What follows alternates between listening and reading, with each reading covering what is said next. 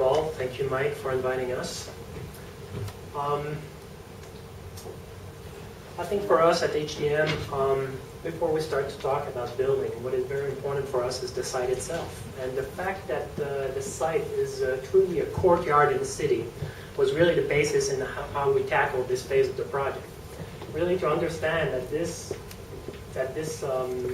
site here is really a piece of the fabric of the city, which we had to study a little bit further.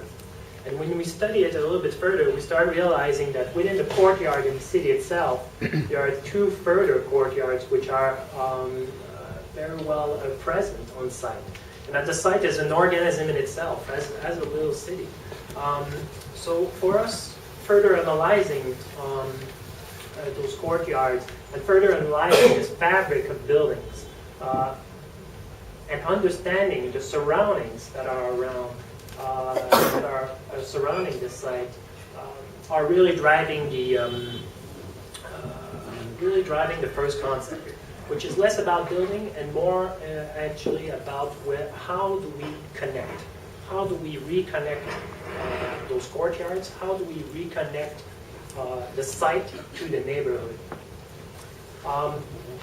So I have to apologize for the projections. It looks great on that screen. You're missing a lot of the line drawing here. But if you can kind of imagine the site here with Argonaut Road, O'Bailey Road, and Hollywood Road, what we have here is what we call the lower courtyard, which is connected to the city, which is open and active, which receives activities, and which received activities also throughout the life of the site. And there is what we call the prison yard, or the upper courtyard, which is relatively close and isolated. Well, it makes sense. It was a prison yard. But I think the idea is to bring a little bit of that spirit of the parade ground into the Victoria prison. And how essentially do we do that? We believe we do that with program, with brief. We need to activate the upper courtyard, the prison yard, with integrated brief program, essentially. Now, the site has its limitation. We think that for small-scale program, there are many places on site that could be invested and can be used and rehabilitated to include the small-scale program. For the medium and large-scale program, we're a little bit more limited. And we believe this is when the use or the necessity for new constructions is demonstrated. Now, maybe it makes sense that we speak a little bit about who we are at HDM and what we've done before, and what are our aspirations for the site, and also what kind of know-how do we bring to the site. So these are two examples of public spaces. One of them is at the Young Museum, yes, in San Francisco. And I think over there what is very important is the fact that even before the visitors actually enter any kind of building, they're actually part of a public space. They're actually part of a public gathering area.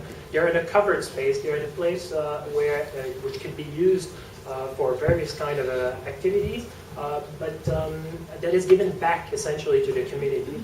And the same is true at the Tate Modern. So the visitors can actually enter the building, can be part of public exhibitions, can interact with the building, can interact with people without actually entering a construction. And these are very important concepts for us. We're striving to do this also for the CPS. The other program references are for visual art spaces. I think we want to do world-class galleries on the site. We want to bring natural light into our galleries. We want to bring our know-how in terms of proportions, in terms of material rendition, in terms of experience. We want to build spaces where the artists will want to come and exhibit their work. The same is true for multi-purpose spaces. We don't think that just a black box is good enough.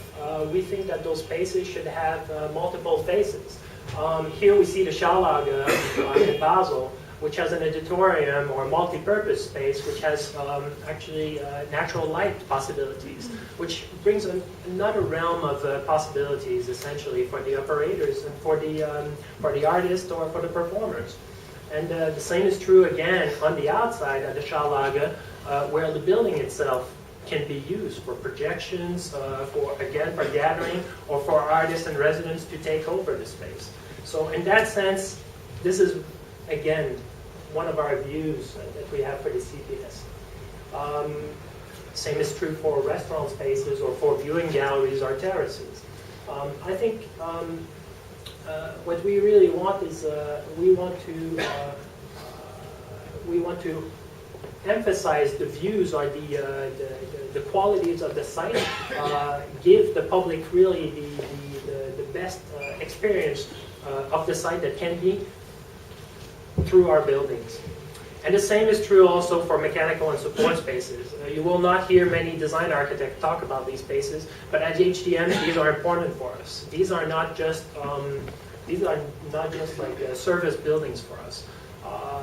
We, and you will see on these buildings as well, what we have on these two buildings is what we call the fifth facade in our project, which are the roof of those two buildings there.